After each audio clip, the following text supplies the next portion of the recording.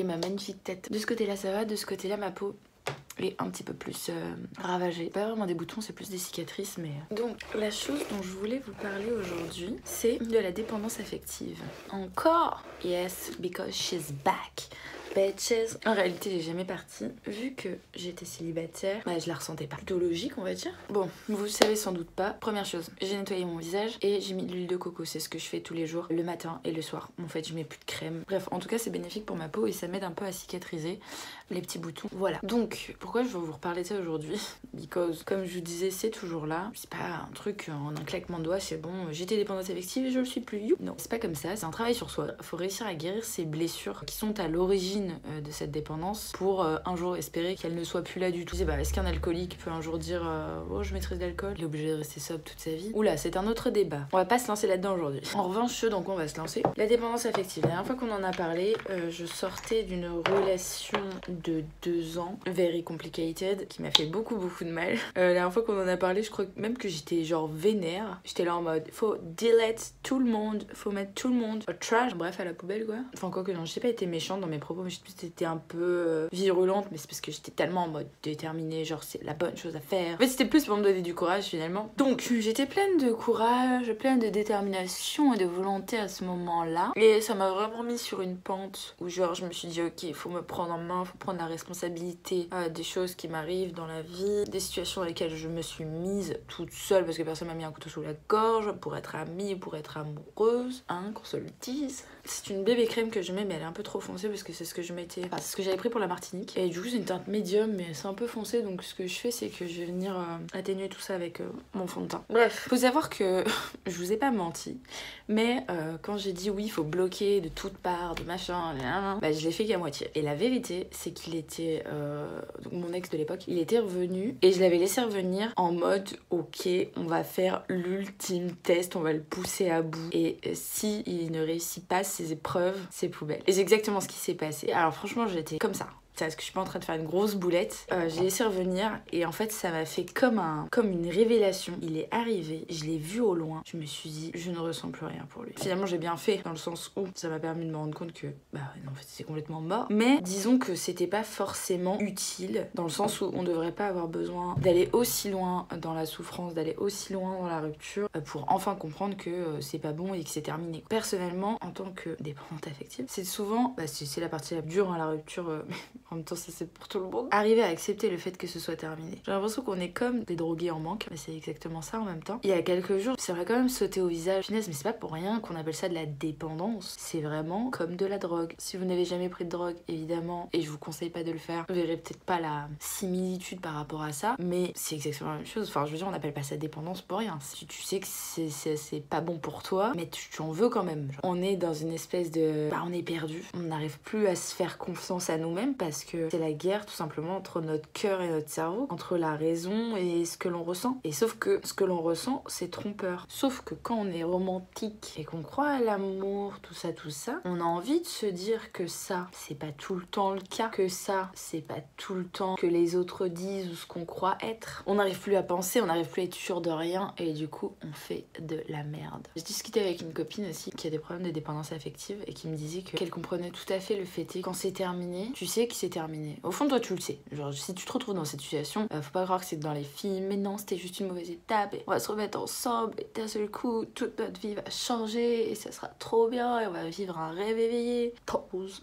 Pas du tout. Et là, quand je dis ça, genre, moi, en tant que codépendante, je regarde une meuf qui dit ça, et dans ma tête, il y a quand même un espoir de non, mais c'est pas tout le temps comme ça. C'est pas une question de tous les mecs, c'est une question de nous, comment on réagit dans ces relations, c'est une question de nous, comment on arrive à se mettre avec des gens nocifs pour nous. Alors, ça veut pas dire que ces gens sont mauvais, ça veut pas dire que c'est des gros connards, ça veut pas dire que ça c'est mauvais de faire des généralités de cette façon, parce que une personne qui est mauvaise pour vous pourrait être bien pour quelqu'un d'autre. Et ça nous tue aussi cette partie où on se dit, ouais, mais c'est avec moi que je veux qu'il soit bien. Écoute, si ça n'a pas marché jusque-là, ça ne marchera jamais, tout simplement. Et il faut arrêter de se bercer d'illusions avec les beaux souvenirs qu'on a avec cette personne. Parce qu'il faut pas oublier une chose, c'est qu'on est très fort pour se souvenir que de ce qu'on veut, pour colorer certains souvenirs avec un filtre de romantisme, alors que quelqu'un d'autre va voir la situation tout à fait différemment. Alors que très fort pour se mentir à nous-mêmes et totalement occulter tous ces moments qui étaient inacceptables et qu'on a accepté. Alors du coup, on s'en veut, on culpabilise. Et d'un autre côté, vu qu'on sait qu'on est dépendant affectif, on prend la responsabilité de nos actes. Mais du coup, on s'enterre encore plus dans une culpabilité de se dire ah oui mais c'est moi qui ai accepté. Ah oui mais c'est moi qui suis retournée. Ah oui mais je l'ai senti dès le début et je l'ai fait quand même. Bah du coup, on se flagelle et on se fait plus du tout confiance. Et au lieu d'être sa meilleure amie et de se dire je vais aller chercher des choses qui sont bien pour moi dans la vie, on se dit bah non, vu les situations dans lesquelles je me suis foutue, peut-être pas la mieux placée pour me rendre heureuse. Du coup, si on entretient cette croyance qu'on n'est pas capable de se rendre heureuse, alors que nous sommes la personne la plus apte à nous rendre heureuse, et ben on entretient encore un cercle vicieux de non-self-love. Alors, avec un discours tel que le mien, jusqu'ici, ça fait déjà 12 minutes que je parle et je me tartine la gueule et ça ne ressemble à rien du tout. Parce qu'en fait, normalement, la journée, pour aller travailler, je ne me maquille pas comme ça. Mais je me dis, bon, quitte à faire un chit-chat make-up, autant se maquiller. Sauf que franchement, honnêtement, en vrai, depuis la Martinique, j'ai plus du tout l'habitude de maquiller. J'ai plus l'impression de faire n'importe quoi, de plus avoir les bons outils, de plus rien avoir. Bah, déjà la preuve, je suis en train de mettre ça au doigt, genre pas. Enfin bref. On va remédier à ça, mais c'est pas du tout le plus gros de nos soucis pour le moment. Avec un discours tel que celui-ci. Et qu'est-ce qu'on fait? On est perdu. Comment on va sortir de cette situation? Cette fucking situation? Vous inquiétez pas.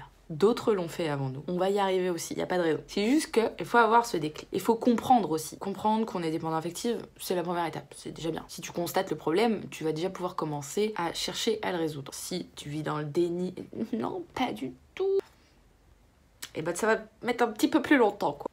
Drogue. Comment on fait? Un alcoolique, quand même compliqué pour sortir de son vice. Souvent faut être pris en charge, la hosto, des conneries, des machins, des thérapies, des méthodes. Non.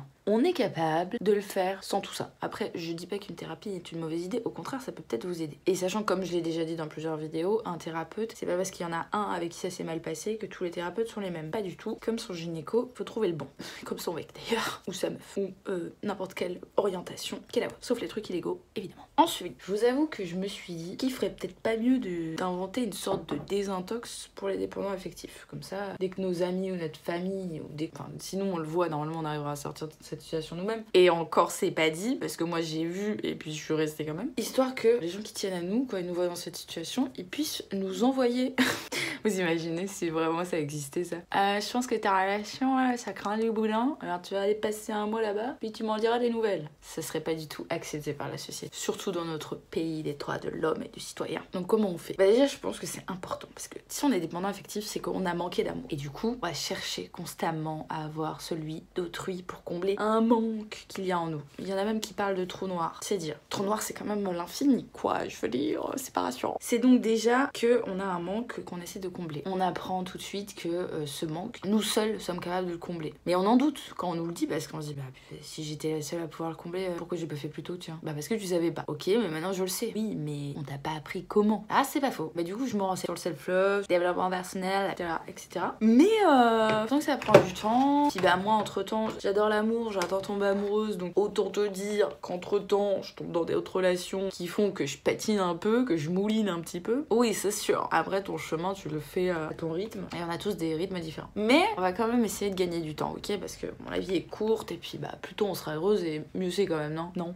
Franchement, je tourne ça en rigolade parce que je me dis franchement, des fois quand on en parle, je trouve ça un peu triste et j'ai pas envie qu'on soit là déprimé. Genre, on va s'en sortir, on va y arriver, donc autant rester positif. Petite constatation que j'ai faite récemment, c'est que quand on est dans des relations, déjà il y a le fait que, ok, on va croiser des beaux mecs, même si on a un peu confiance en soi, etc., et qu'on se rend compte qu'on se fait draguer et qu'on plaît à des hommes, etc., c'est pas pour autant que ça va nous empêcher de tomber dans une relation toxique. Pas du tout. Le moment où on tombe sous le charme de quelqu'un, le moment où on tombe amoureuse, etc., c'est ce moment-là où on oublie toutes nos priorités. C'est ce moment-là où on met nos valeurs de côté. C'est ce moment-là où on fait des concessions immenses sans même s'en rendre compte parce que tous les petits papillons qu'il y a dans ton ventre t'anesthésient. Tu vois des paillettes un peu partout et tu vois des défauts avec des paillettes et du coup les paillettes ça rend tout plus beau.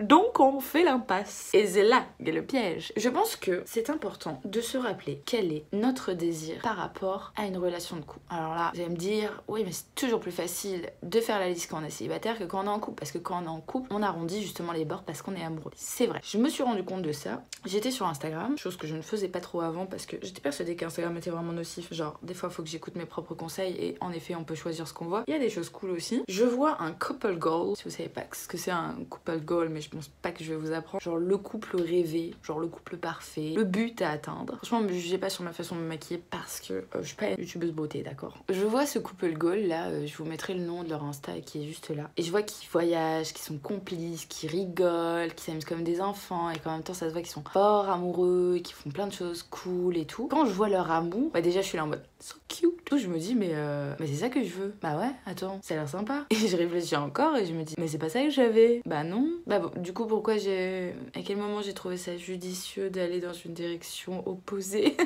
à ce que je voulais. Ah mais oui, parce que sur le coup, je pensais... Émilie, à quoi tu pensais à ce moment-là? Rien. Ton cerveau était vide. Vous allez voir un singe qui tape. Du coup, le chit-chat ne s'arrête pas, mais le make-up, oui. De toute façon, j'ai pas vraiment besoin de me maquiller plus. J'ai juste mis un coup de mascara et j'ai fait mes sourcils. C'est la chose que vous n'avez pas vue. Que je disais, à quoi je pensais, bordel de cul? À quoi je pensais? Au début, on peut pas savoir. Puis on est là dans cette phase de love to love, on capte pas trop finalement tout ça. On n'a pas le recul qu'on a à la fin d'une relation, qu'on a vécu des trucs et qu'on est capable de dire ok c'est pas ça que j'avais. Quand on est dedans déjà on a beaucoup plus de mal à être objectif. Et surtout après au fil du temps, nos sentiments ils se développent, ils s'agrandissent. On se dit que c'est de moins en moins grave de pas avoir ce qu'on veut vraiment parce que en échange on a de l'amour. Et c'est là qu'on tombe dans le piège. Parce que du coup on échange nos valeurs contre un peu d'affection. Sur le coup finalement je me disais ça sera pas quelque chose de sérieux donc je vais pas être dépendante. Franchement en le disant à voix haute ça me rappelle mon moi de 14 ans qui dit à ma mère non mais j'arrête de fumer quand je veux. Bien sûr Émilie, bah bien sûr du haut de tes 14 ans tu savais totalement ce qu'était la dépendance à la nicotine. Bah bien sûr bien évidemment vu que à 14 ans on sait toujours mieux que tout le monde. Bah voilà, mon moi de 24 ans il a dit mais j'arrête quand je veux. C'est exactement la même chose. Et puis c'était tellement fun, tellement léger que je me disais non ça va aller. Mais je pense que c'est comme aller à une grosse soirée de nouvel an après seulement quelques mois de sobriété tu vois. Et que t'es alcoolique. C'est pas une bonne idée. C'est pas une bonne idée. Mais quand tu développes ton amour de toi et que tu te sens bien avec toi-même, et ça t'est pas arrivé depuis longtemps, bah t'as tendance à penser que t'es vite déjà guéri. Genre non mais c'est bon là je me kiffe, j'ai confiance en moi donc c'est bon, je suis guérie, je peux m'engager dans une autre relation. Je commence à dire ok c'est bon, je vais essayer de dater d'autres mecs etc. Je commence à en dater 2-3 et tu te dis oh c'est de la merde. En vrai c'est... Tu peux rencontrer plein de mecs beaux, plein de mecs parfois même hyper intéressants, drôles, etc. Mais il n'y a pas cette étincelle, il n'y a pas ces papillons. Et moi, quand il n'y a pas ça, eh ben, je peux pas. Je suis lassée au bout de 15 secondes, hein, vraiment. J'ai besoin de ressentir ce truc qui me... Ces papillons, quoi. Et du coup, quand ça te réarrive, eh ben, tu te dis direct, ok, c'est bon. This is my new relation. Et on va pas dire que c'est pas vrai parce que finalement, si je suis restée 1 an en couple là, c'est que j'avais cette relation à vivre. Et qu'il faut pas avoir de regrets, même si actuellement la pilule ne passe pas tant que ça, dirons-nous. On accepte, c'est pas grave. C'est juste une période et faut se rappeler que c'est pas permanent, ok? Surtout, toujours se souvenir que rien n'est permanent dans la vie. Et encore moins un mauvais sentiment, un mauvais entre guillemets. C'est juste une question de perception. Comment faire pour que ça n'arrive plus? Je pense qu'il faut arrêter de vouloir viser la perfection et de se dire qu'on veut plus jamais que ça arrive et du coup se concentrer sur quelque chose que l'on ne veut plus au lieu de se concentrer sur quelque chose que l'on veut. Déjà c'est pas une bonne solution parce que ça va à l'encontre de la loi de l'attraction. Je te dis de te concentrer sur ce que tu veux et pas sur ce que tu veux plus. Ok, t'étais dans des relations de dépendance affective comme moi, genre nous sommes dans le même cas. Bah là, à donner des conseils que j'applique pas, j'essaie de les appliquer et je te montre à quel point parfois ça peut être compliqué d'essayer de les appliquer. Mais on est humain, c'est normal, il n'y a personne qui est parfait. Donc, il faut se concentrer sur ce que l'on veut. Ce que l'on veut, c'est une relation saine, une relation épanouissante, une relation où on se sent bien et on se remet pas en question dans le sens nous sommes parfaites, mais pas en question de manière démesurée constamment, à se dire si je dis ça, ça va le faire chier, si je fais ça, il va trouver que je suis chiante, si je fais pas ça, il va trouver que je suis pas assez ceci ou pas assez cela. Non, une personne avec qui on entretient une relation saine ne va à aucun moment faire baisser notre estime de nous, à aucun moment faire baisser notre confiance en nous. Dans ma précédente vidéo sur la dépendance affective, où c'est là que j'ai fait des mauvais choix, mais c'est là que j'ai vécu des choses difficiles. C'est au moment où j'étais tellement choquée que je savais pas comment réagir. Après c'est aussi à moi de me souvenir que si je suis dans une situation où c'est trop choquant, au point que je sais même pas ce qu'il est bon de penser de la situation, c'est que c'est mauvais. En fait, faut que j'arrête de me poser trop de questions et que je me dise simplement, ok, si j'estime pas que ce soit bon directement, bah c'est que c'est mauvais, c'est tout, c'est poubelle. Encore une fois, plus facile à dire qu'à faire. Alors, est-ce que c'était une erreur de penser que j'étais prête à me réinvestir dans une relation? Pas du tout. Comme je l'ai dit, on a tous notre chemin, on rencontre pas les gens par hasard, là pour nous faire évoluer. Encore une fois, faut prendre la responsabilité des choses, hein. Faut pas tout remettre sur la faute sur le partenaire avec qui on était, genre en mode c'est ta faute, faudrait que j'en trouve un mieux. Non, c'est notre faute à nous aussi, on est très responsable de notre situation. Là où j'ai fait une erreur, je pense. En vrai, il n'y a pas d'erreur, genre j'ai fait ce que je devais faire au moment où je l'ai fait et c'est pour ça que ça s'est fait ainsi. Seulement là où je pense que ça a foiré, c'est au moment où je me suis rendu compte que j'étais en dépendance et que je me suis dit, j'ai eu la merveilleuse idée de me dire, bah c'est parfait, c'est le moment d'essayer de lutter contre la dépendance pendant que tu es en relation, parce que tu feras plus de progrès si tu essaies de combattre ta dépendance pendant que tu es dans la relation que quand tu es célibataire. Donc autant essayer. Et là, le piège s'est refermé sur ma tête, parce que à ce moment-là, j'ai entretenu un espoir constant malgré la situation. Donc au lieu de me dire ok, la relation n'est pas bonne, c'est toxique, ça me fait du mal, donc il faut que j'arrête, je me suis dit ah bah non, surtout pas, on va rester, puis on va se battre parce qu'on est fort, on est des guerrières. Alors oui, on est fortes, on est des guerrières, mais au bout d'un moment, le masochisme, ça suffit. Donc à ce moment-là, il aurait fallu partir. Je l'ai pas fait, c'est pas grave, est fait. Mais c'est là qu'est le piège, c'est de nourrir ses espoirs que les choses vont s'arranger. Faut savoir, je pense, même s'il n'y a pas de vérité universelle, je pense que si tu es dans une relation où quelqu'un ne comble pas tes besoins affectifs et que toi-même, tu n'es pas capable de combler tes besoins affectifs, parce que c'est pas parce que tu es dépendante affective que tu dois trouver quelqu'un qui va te donner assez d'amour, ce qui fera que tu trouveras un équilibre là-dedans. Non, parce qu'il y aura toujours un déséquilibre, parce que tu seras pas capable de donner à cette personne la même chose que lui. Enfin, ça sera toujours déséquilibré en fait. Si tu manques d'amour parce que tu n'arrives pas à t'en donner, et ben en fait tout l'amour que les gens pourront te donner, il te comblera jamais. Même si toi tu crois que oui, c'est pas le cas. C'est pas le cas parce que on a la capacité de s'aimer soi-même, et l'amour qu'on se donne à soi-même, il est totalement différent en fait de l'amour que d'autres peuvent nous donner. Le deuxième piège dans lequel je suis tombée, c'est que gars, j'ai une lune en poisson. Je suis une douce rêveuse moi dans le fond. J'ai tendance à idéaliser les relations et les choses. Bon, c'est très bien parce que ça me permet de rester optimiste et à toujours garder espoir qu'il y aura du meilleur. Mais ça peut aussi être un piège, comme là ça a été le cas, parce que à force de toujours croire que y a un espoir que les choses s'arrangent, et ben j'ai tendance à persévérer dans des choses qui n'en valent pas la peine. Et là en l'occurrence, c'était que je me nourrissais de chaque petit moment que je trouvais absolument génial. Donc il y en a eu, hein. C'est pas parce qu'on est dans une relation qui est pas forcément saine pour nous que c'est tout le temps tout noir, pas du tout. Mais le truc c'est qu'il y avait des moments magiques, il y avait des moments absolument extraordinaires, hyper romantiques, hyper passionnels, des déclarations enflammées, parce que c'était aussi une relation vachement passionnelle et parfois fusionnelle, bien qu'à d'autres moments on était complètement sur des planètes différentes. C'est là aussi qu'est le piège, c'est de se dire que parce qu'on a ces beaux moments, ça vaut forcément la peine et ça compense les autres moments qui sont pas jolis du tout, voire vraiment moches. Malgré tout, il y a du progrès.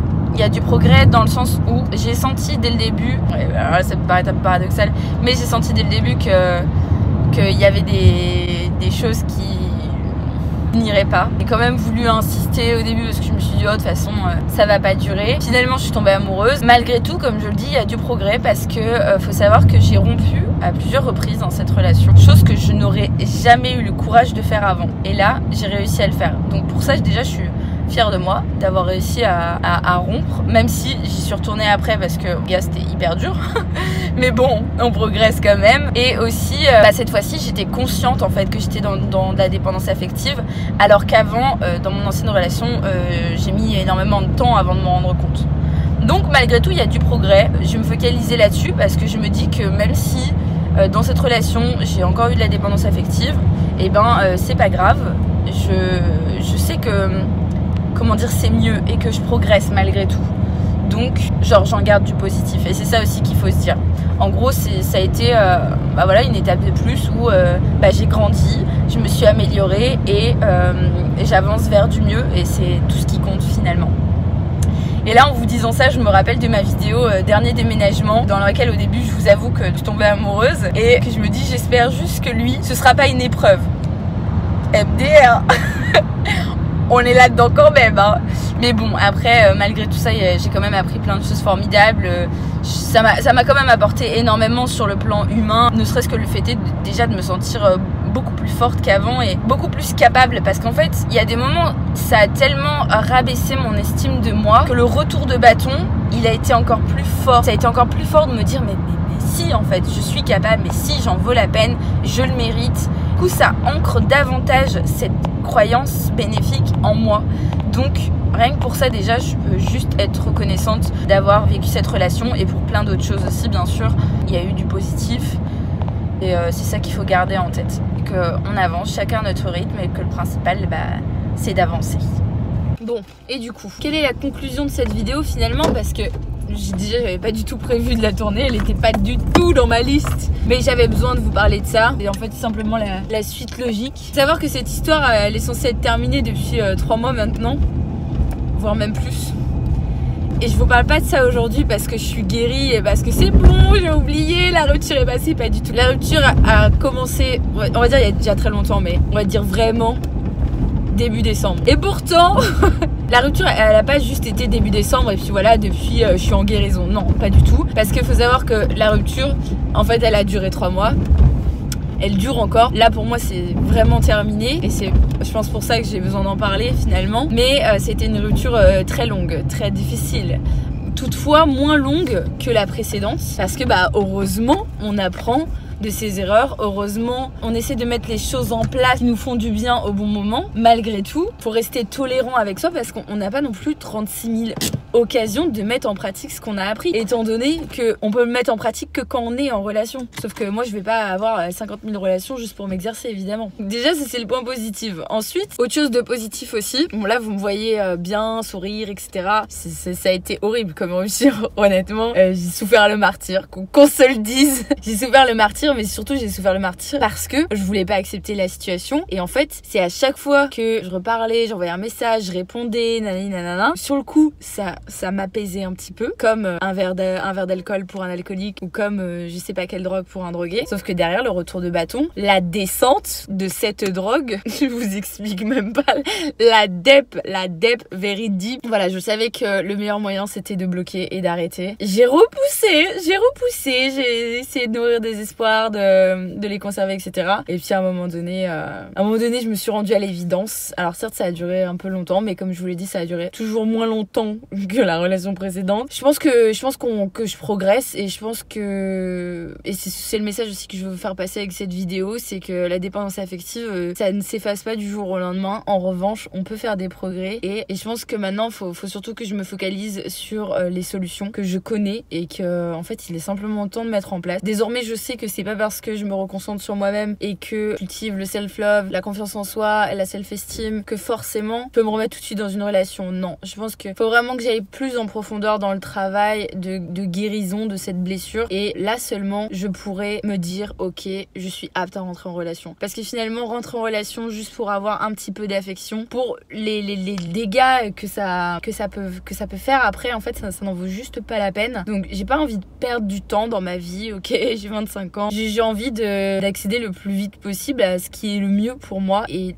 faut se rendre à l'évidence que ça ne dépend que de moi-même, comme pour vous ça ne dépend que de vous-même. Vous le savez dans le fond, vous le savez, on le sait, et je vous le dis en connaissance de cause, cette petite voix, à partir du moment où on sait qu'on a de la dépendance affective, cette petite voix elle est de plus en plus forte, et en fait il ne tient qu'à nous de l'écouter, et c'est à ce moment-là que vous avez le choix de continuer de souffrir ou d'avancer vers ce qui est bon pour vous. Et je sais que vous savez, arrêtez de vous culpabiliser de pas écouter cette voix, soyez aussi tolérant avec vous, mais prenez cette responsabilité vraiment. Après c'est à vous de faire ce choix, c'est vraiment, il ne tient qu'à vous d'être heureux encore une fois, et puis là qu'on le voit aussi. Donc je suis très heureuse malgré tout, malgré ma peine, malgré mon petit cœur qui souffre encore de temps à autre, parce que je suis toujours en état de manque, je suis toujours dans une phase de sevrage.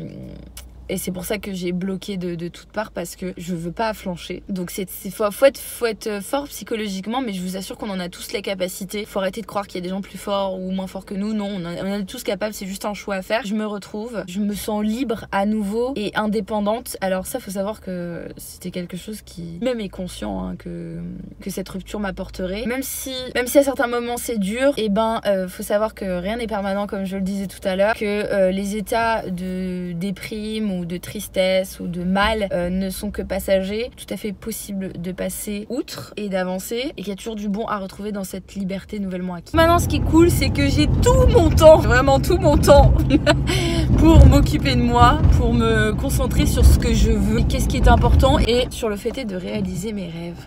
Et c'est ça le plus important. Réaliser mes rêves, être heureuse. Et l'amour, c'est un bonus. Sauf quand il s'agit de l'amour de soi, évidemment, c'est pas un bonus, c'est une nécessité absolue. Mais voilà, en gros. Et c'était la fin de cette vidéo. J'espère que ça vous a plu, j'espère que ça vous a aidé, surtout si vous êtes dans des situations similaires. Et je sais que c'est très souvent le cas. Je vous dis à bientôt dans une prochaine vidéo. Prenez soin de vous. Ciao. Creep while you and me repeat. This bittersweet heat is suffocating.